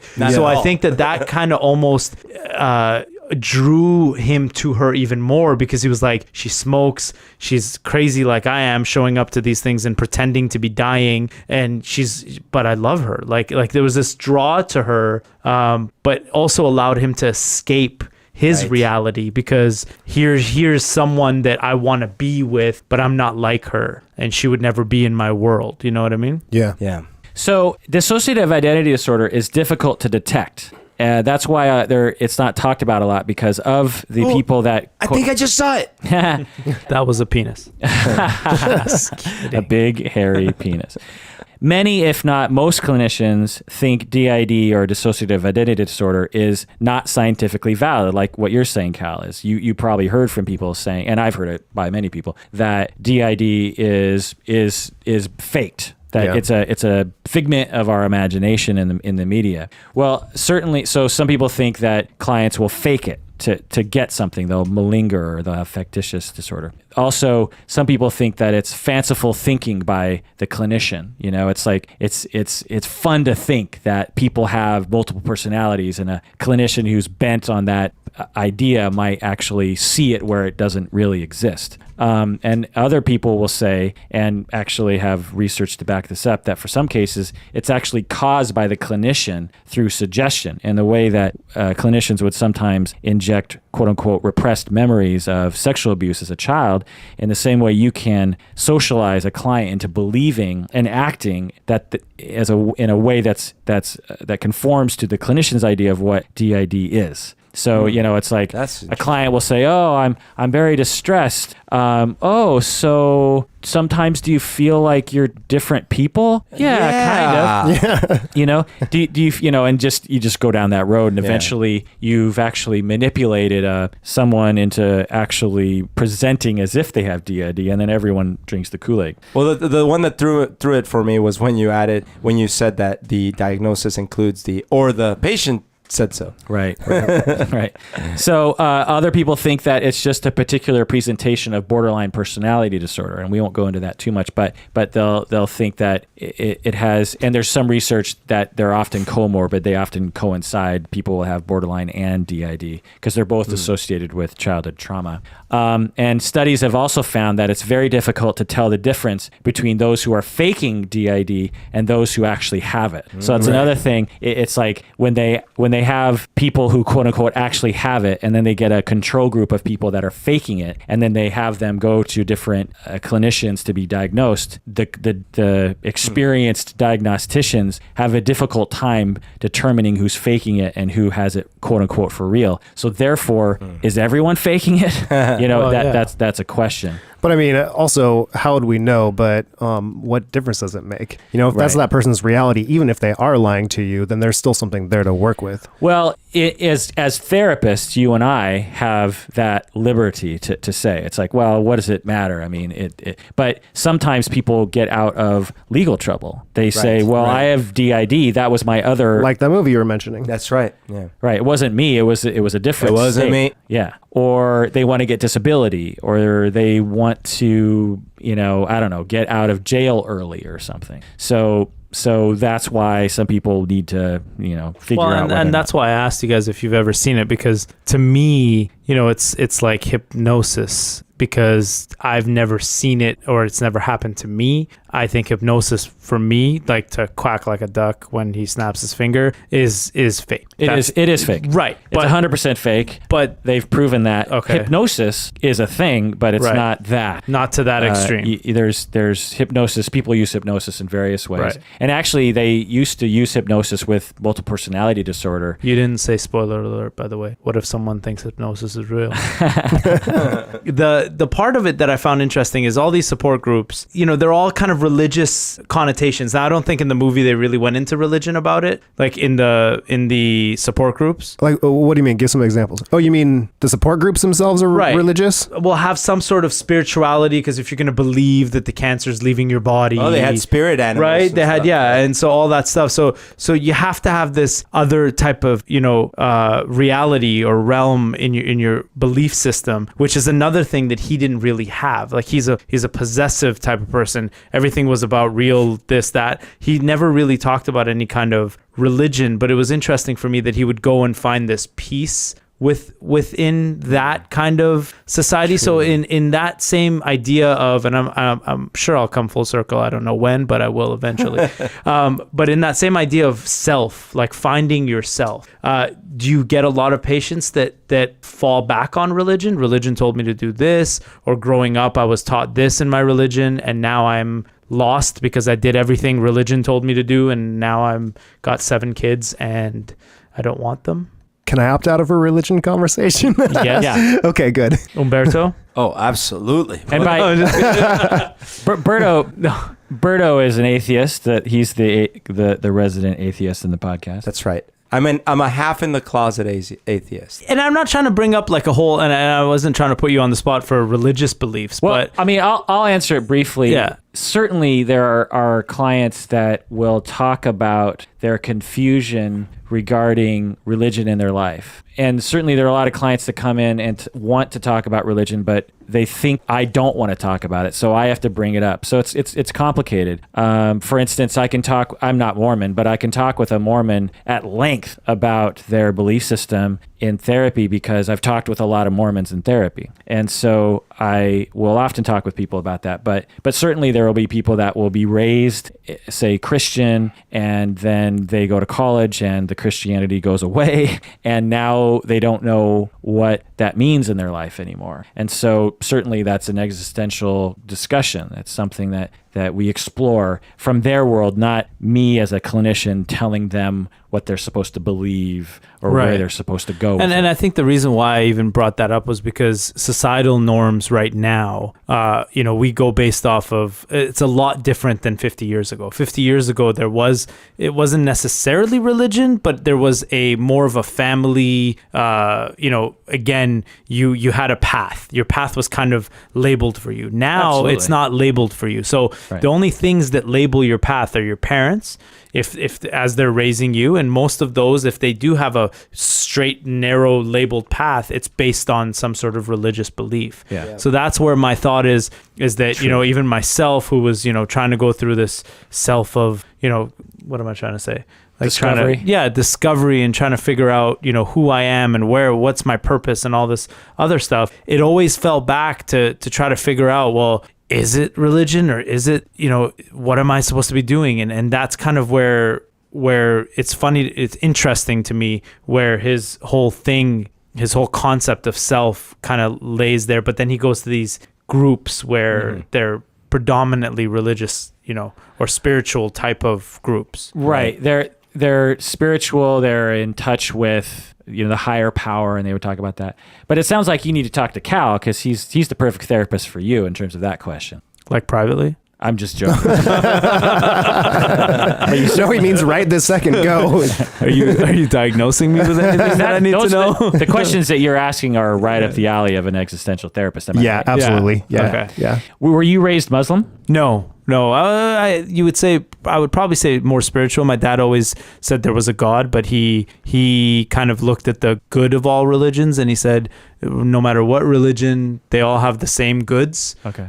So always follow whichever religion you pick. There's always good. And the bad side of the religion, and being from a country that was, had a revolution based on religion and everything else, he kind of, separated himself from that because everything he knew growing up changed because of religion. Okay. So he was like, all in his eyes, all the bad in the world at that point are happening because of religion, whereas technically religion's supposed to bring all this good into the world. So in that aspect, it always got me to start thinking about, why is there so much pain in the world if everyone's got this beautiful religion that's talking about peace and love and do unto others and whatever else it is. So that's where I think my my way towards being an atheist kind of came in, was because I kept looking at it and I was like, well, I don't see, the bad outweighs the good in my opinion because of all I see, right? But then I watch Fox News a lot, so that's probably what it is. And that's beautifully said, but the bit that I will point out is that you say that us today don't have religion and we don't have a direction, but I'll just point out that the vast majority of humans today are extremely religious, and the majority of Americans are religious. It's just in that a different way, though. Well, no, they're still the same. It's just in Seattle. Yeah, and Seattle is a different story. And Vancouver, BC, where you're from. Right. This is one of the most atheistic areas in the world, and for a lot of people, their religion, if they don't know you, they won't express that to you. But Right. you'd be surprised how many people, even in Seattle, because again, the majority of even Seattle people are religious. But a lot of things have changed, because like the Catholic Church that I grew up with in Colombia cannot present itself anymore in the same ways because they have lost so much credibility. And so the things that except among people that are Catholic that love the Catholic Church. No, even in Catholic countries like Latin America, they have had to start making so many excuses. Yeah, but I know Catholics how they feel in our community that have ways of justifying that. That's the thing, though. That's what you're starting to see a lot is I don't subscribe so much to this, that, exception. Yeah, it's like a fiscal Republican. Yeah, exactly. You're seeing a lot of that with Catholicism, anyways, which is a lot of people. It's a lot of people. Yeah, I mean, we're in a pluralistic society, so it's hard for any religious group to cloister themselves away from these questions that have to be addressed. So with the internet and everybody with all these different ideas. I mean, we'd be very lucky if people actually did believe in astrology throughout the world, and if that was their main belief. Because the worst that would happen is like, hey, I'm a match with this guy because we both like sunshine. Humans would find a way, like the Leos would kill the Scorpios. And anyway. Right, because the Scorpios so evil. I'm a Scorpio, but. So just a little bit more about DID, dissociative identity disorder. According to some research, 1.5% of the U.S. population can be diagnosed with DID at any given time. So that's a lot of people. Yeah. That's like, what, 4 or 5 million people in the United States can be diagnosed with it. Again, as I said before, it's caused by trauma. Wait, millions of people? Apparently. What? Yeah. Are diagnosed or can be diagnosed? Can be diagnosed. That's the thing. It's like... That's where it starts being a little weird, right? Because then I would expect to run into someone. Well, and I'll get into that more in a bit. Right here, buddy. So because it's hard to detect, there's one. People are often really ashamed of it. So they don't often... So they'll present as being depressed, or they'll present as being borderline or bipolar or something. So another thing is statistics show that 70% of DID patients have attempted suicide at least once, and many have attempted several times. So this isn't just like, oh, I have DID, this is interesting. Most of them are extremely distressed by life, because trauma causes a lot of problems. If you've been traumatized as a child, you have a number of issues as a result of that, and the DID doesn't protect from that. It just kind of creates a coping for that. Okay, so just a little bit more about DID here. Research has shown that most clinicians don't know how to diagnose or treat it. And most clinicians don't even receive training in it. I mean, did you get training in it in your training program? No, not really. We learned what it was, and that was it. Yeah, in my training program, we don't go into it very much. So, I doubt anyone talks about how to treat it. So also, most DID patients are ashamed of their DID experiences, which may be compounded by clinicians who accuse them of faking it, right? So for a lot of clinicians, since they don't believe in its scientific validity, someone will present with those kinds of symptoms, and the clinician will be like, will even just accuse the person or even be hostile with the person that they're faking it. That's good therapy right there. Yes. It's hostility. Yeah, it's wonderful, right? Some research has found that DID patients are not usually using their diagnosis for attention. So not only are they ashamed of their symptoms, but they would never use it to get attention. So they're usually closeted to some extent. Having said that, many people do in fact fake dissociative identity disorder to get attention or to manipulate other people or to avoid legal consequences. For instance, one study found that 10% of patients claiming to have DID were in fact faking it. So it's a commonly faked issue, and so it is sometimes faked. I mean, the thing is, if I can only imagine if I were going through something where I start realizing, oh my God, there's two of me or more, right? And I don't have control. Like, that's the most terrifying thing, right? It's like finding out you're getting Alzheimer's or something, right? Because it's like, what's me, what I believe is me, is not me for swaths of time that I can't control. So like, yeah, it'd be embarrassing is a word, but it'd be like terrifying too. Like, I'd be like, I might, Right. Right. It would be a very anxiety provoking thing. And how would you know you have it? Like, wouldn't you, like, so for example, there's, the only times I can think about people that to me were completely different people was when they were under the influence of something, and usually alcohol. So, you see someone and they're blackout drunk, but they're very able to function and say stuff but then the next day they don't know anything. Right. So that's not DID. That's a substance induced situation, and that's actually in the definition of DID as it can't be caused by a substance or by a medical condition. So let me give you a presentation of what it might look like in terms of how a person presents, because people don't usually know that they have it by definition because you don't remember being the other alters, right. But sometimes people do know it. So a common presentation is this. A man comes into therapy for depression, anxiety, and suicidal ideation, and he has trouble sleeping. He's talking about how he doesn't sleep well at night. That's a common thing about DID.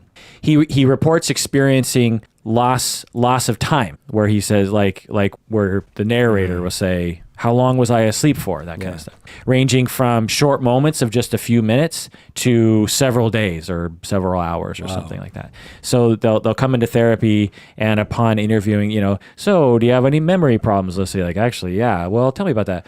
Well, sometimes I'll be in one place and then the next moment I'll be in another place. Or they'll say, I came home one time and there was a new car in my garage. Jeez. And I took it back to reported it stolen, and someone said, it's registered under your name, sir. You bought it 2 days ago. And they'll say, I had no memory of buying this car, and I can't even imagine why I would have bought a car because I couldn't afford it. And so... Or they'll have new items, or things will be moved in their place, or they'll have new food in their fridge, and they'll be like, where did this come from? Or charges on their credit card, or this sort of thing. So they'll have a lot of memory gaps in their adult life. A person might say, I bump into people sometimes and they say they know me and I have no idea who they are, and they seem to know me very well, and they can say things about me that I must have told them, but I don't know who they are. Psychics? Yeah. You believe in those, though, He's in the right? Matrix. I'm in the Matrix. Psychics are totally real. Yeah. Astrology, no, but psychics, 100%. And when they think back on their lives, usually DID patients will say that they were severely abused as children, even though they might not want to talk about it. So that's a typical presentation. So they don't come in saying, I have all these personalities, I need help. They come in with anxiety, depression, suicidal ideation, and these memory gaps. And then it's up, and because again, DID is not in our culture, and so people aren't able to self-diagnose. if you have depression, it's enough in our culture where people say, I think I'm depressed. And then they'll Google depression and they'll go, yep, I'm depressed. Someone has massive memory gaps. They don't go, I have dissociative identity disorder. I'll Google that, right? Because it's just not been propagated through the culture. But now they will. Well, for these people, I guess. What if they blew up some buildings that had controlled all the finances in the world? Would they Google? If they told me a week DID? before so I could buy some stuff, that'd be cool. So what do you think, Berto? After I talk about the diagnosis, do you think it's real scientifically? Or do you think everyone's faking it? Is this like a tougher bluff? No, I can't. I tend to feel there must be a phenomenon there because it seems really odd to me that all the media about it and all the stories about it and all those things started because some people faked it in the early 20th century. Like, that just seems a little weird to me. It could have been, but it seems weird to me. So I tend to go with the, like, and here's the other thing. There is so much research about what happens when you do partition the lobes and when people do, and I've seen firsthand, I know that this one's drug induced, but I've seen firsthand a completely different personality come out of someone on meth, you know? And so I'm like, the brain's capable of it. It's all in there. So am I shocked that some percentage that in the end is not, 3 million is 1%. It's not 10% of the population, right? That would have such things actually, I believe it. What do you think, Cal? Are you convinced that it's no longer fake? And there's no right answer to this. I'm usually of the personality that I like to see things before I make a judgment call on it, but I don't see any reason why not. I mean, of course, there's probably lots of cases where people lie about it, but I'm sure, there's probably been lots of times where that's 100% what was happening. Yeah. I don't believe it at all. What do you think, Omid? Are you convinced? No, probably because he uses a lot of big words, but no, in reality, it's funny because I always feel like unless you're completely out of it, I think everyone kind of has a little bit of DID in them. I just do. I've seen people, different around family, different around their wives. I used to joke around with my friend that every time he was around his girlfriend, he was like this perfect gentleman. But then when he was with the boys, he was like, I'm with the boy. And it wasn't fake. Like, it was real, but he had all these different, now I get these time lapses and all these other extremities. I don't think, of the 1% that are diagnosed, I would say maybe another 5% of those might be actual real DID, in my opinion, my non-professional opinion. I would say that I agree with what you're saying, Omid. I would raise that percentage up a little bit to say about like maybe 50% of those people, quote unquote, actually have it. And I base it on two things. One is a review of the literature from a lot of very intelligent people, honestly researching this sort of thing. And also I have a colleague of mine whom I really respect, and he's the sort of person that is skeptical of everything. He hates the DSM. He thinks it's all a bunch of crap. You can't be that skeptical. And he teaches psychopathology, which is interesting. Yeah. But he has a very healthy skepticism about everything. And he's a very intelligent guy. I'd love to have him on the podcast, actually. And he says that he totally believes in DID and has seen it firsthand and has worked with people. And did he believe it before he saw it firsthand? I don't know what he would say to that. My guess is he would have said that he was skeptical about it prior, and he's a believer now. Wow. And so for those two reasons, I say that in all likelihood it does exist among some of the people, especially the bit on people are normally ashamed of their symptoms. Right. Mm-hmm. If you're ashamed of something, then it's got to be real, right? Because otherwise, if you're not ashamed of it, if you're like, look at me, I'm DID, everyone, then you have some question as to what are you getting out of this. But if people are trying to hide it most often, then that lends some credibility to it in my mind. But I think it's totally fake. Yeah, I think you're fake. What? I think you're just a figment of my imagination. Can you imagine if you and I, who would be Tyler and who would be I guess you'd be Tyler? No, there's two different characters altogether. They're their cousins. We're both Tyler. Can I be Marla? I'm Tyler Durden's Colombian nephew. Wait, I'll be Robert. But yeah, You can cry in my boobs. one of these days. You say you have man boobs, but you do not have man boobs. No, they're not like full on. Eventually we'll all He's get working there. on it. I've lost my hair, so that's happened. You've lost your religion. I've lost my religion. Wasn't that a song? Yes. Yeah. So what if you do listen to the podcast one day, Handi, and you actually realize there's no Berto at all? There's no. In fact, it's you empty going space. like, Just what talking if to I myself. listen to the podcast one day and I realize there's no Umberto? What? Spoiler alert. But the question would be is, would we hear you doing his This. voice, Right. or would there just be a little bit of dead air when he's talking? So what's the final word, Cal, on this topic of Fight Club and existentialism and DID? One word. I don't know. I don't know. You don't have to have one. Okay. What do you have? Do you have a final word? Should we start a fight club? Oh, right here, right now. Right here. Can't talk about Right it if we now. don't start it. I really don't want to do that. We could just stand at. I gotta get to the airport tomorrow, and it's already hard enough to get through the airport, let alone with bruises all over my face. You got to realize there Or is my no ear. airport. What's the final word, Omid? I can never say just one word. Mm-hmm. It's funny because I think that when this movie came out, if you go back and you look at the 90s, there was a whole new conception of what yourself was. It was a very interesting time. Like I said, it was, anything that hurt wasn't good. Fat wasn't good. It was fat free, Diet Coke, everything was, this realm of quick and fast. Like, how do you get skinny in 90 seconds? How do you do this in this time? You can get hair with a spray on the back of your head. Now let me show you how to cook chicken in 20 seconds. Like, that was the 90s. And That's true. but now we're kind of almost the same place. Like, we're there. It's just different. Now it's like, well, instead of wearing a suit and tie to work, you're going to wear a t-shirt and jeans, and you're going to be different. Absolutely. And you're going to get a tattoo, and that's going to be individual. Your meaning is in how many retweets you get. Right. And your koi fish is the same as everyone else's, but yours has a different meaning. Yeah. So I feel like we haven't really changed that. It's just the way we're going about it is different. And it's interesting to me because as you get older, you see younger people getting to those ages that you are. And I feel like almost like our youth are almost more lost than we were. And I don't know, again, we have a little bit of an age gap. So I was kind of lost when I went to university. I did everything I was supposed to do. Graduated high school, went to university.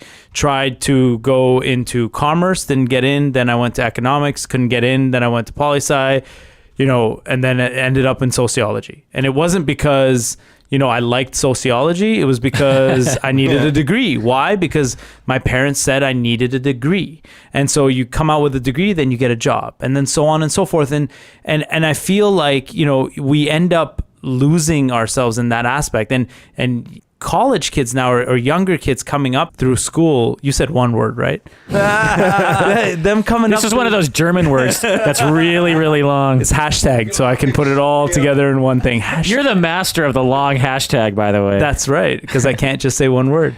But I just feel like they're even more lost now because they feel they're even more. They have more of a concept of, if I do this, if 1 + 1 must equal 2, and then when they get to 2, we kind of figured it out. Oh, it's not 2. Like, Cal, you were saying you watched this movie and you changed your whole perspective of life, and you kind of changed stuff of what you did, right? You used to be a publicist. Well, I wouldn't say I changed careers because of this movie. No, but yeah, I changed my perspective on things. But your things. perspective was a little bit different, Yeah. and you changed stuff. Whereas right now, I feel like they do get to the 1 + 1 doesn't equal 2, and then they just sit there and they go, why? How come? And it's not a matter of changing and working within the system. So what was your question? Are you really making that these days. kids these days? Yeah, seriously. Get off my lawn. In about 4 days, I'm going to be in my mid-30s. So it's a pretty scary time in my life. Well, I think it's beautifully Those said. darn kids. It's beautifully said. Oh man, I couldn't have said it better myself.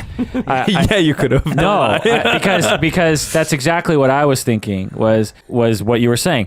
the thing I'll add to that, and maybe this is why kids today are having an even harder time, is that kids today understand cliche more than any other generation ever. That's what hipsterism comes out of, because everything's been done before, and everything is an affectation. We know what, in the 80s, Berto, when we grew up, you would wear something cool because you thought it was actually cool. Kids today wear something because it's supposed to be like they're sort of ironically acting cool. Yeah, not cool. Right. Like, I'm going to do this because it's not cool, but it is cool. But they have such a meta level understanding because there's so much talk or awareness of our culture now that's never been. I mean, imagine if in the 80s we were aware of our culture, how ridiculous we would look at ourselves. Like Chuck Norris and Arnold Schwarzenegger movies were the most popular. I mean, today, The Karate Kid. you can't get away with that. So with existentialism or with Fight Club sentiments, I imagine that those are even poo-poo to some extent. It's like, oh, that's so 90s Fight Club. Right. Oh, that's you read a Nietzsche book and you think you're special. You know what I mean? And so I really feel for young people today because of that, and maybe that's what you're talking about. I hope so. Well, here's a perfect example. We'll find out with what emails you get after. Here's an example of that, and it's even dated already because it's now everything's going so fast that 5 years ago is too late. Right? You guys know the comic book Wanted? They made it into a even worse movie, but the graphic novel I sort of like because of the second half and how subversive it is. The movie I really didn't enjoy. Angelina Jolie, right? Yeah. That was with the bullets that could go around corners. That's right. They could bullet foo the hell out of that. I know her so work. This is one of those gripes of wrath for me. Oh. Yes, because the graphic novel, I hated the beginning of it because it stole from Fight Club and The Matrix and American Psycho. Like literally, like because the guy is in this shitty job wearing almost exactly the same thing that Edward Norton is, and he's so frustrated and his life is so droll and he's got, this and that, and he's got the guy at work that he hates, and his name is Blighter Berman.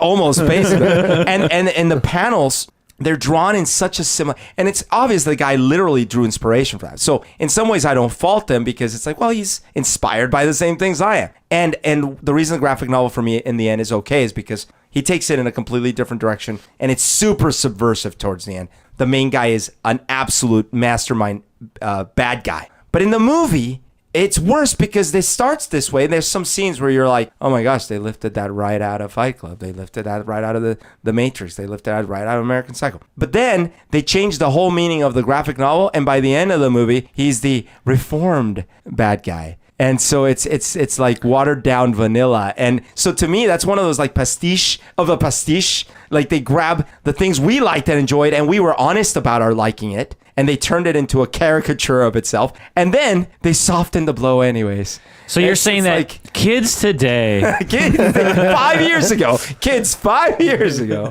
are not even aware of the awareness of the awareness. Wait, was that the movie where she came out of the hot tub and you could see her back? Yeah, that was a good movie. Yeah. Wait, she did that in a couple of movies. Yeah, she did that in the Dragon in the. She also shot a gun and yeah. she also ran and jumped. And Yes. Yeah. All right. Well, that does it for another episode of Psychology in Seattle. Thanks for coming on the podcast, Cal. I thought this was a fascinating topic. You emailed me last week and we got you in here today to talk about this. So thanks for coming by. Yeah, thanks for having me in here. Yeah. And thanks. Yes. Let's clap. Clap for Cal. Woo! Cal, you got the clap. No, not the first time. Omid, thanks for joining us. I've always wanted to have you on the podcast. You should definitely come back and be our ongoing bald Iranian non-professional psychological. I took a psych course once. Does that qualify me to talk? Absolutely. Perfect. Berto's never taken a psych course. So. Don't invite me because I will be here. Thank you for having me. Yeah, and so to all you out there, please take care of yourself because you deserve it and you deserve to have meaning in your life. Right, yes, Cal? Absolutely. Find your meaning. And if you can't find it, call Cal Ledbetter, practicing in Seattle. He's in the book. Would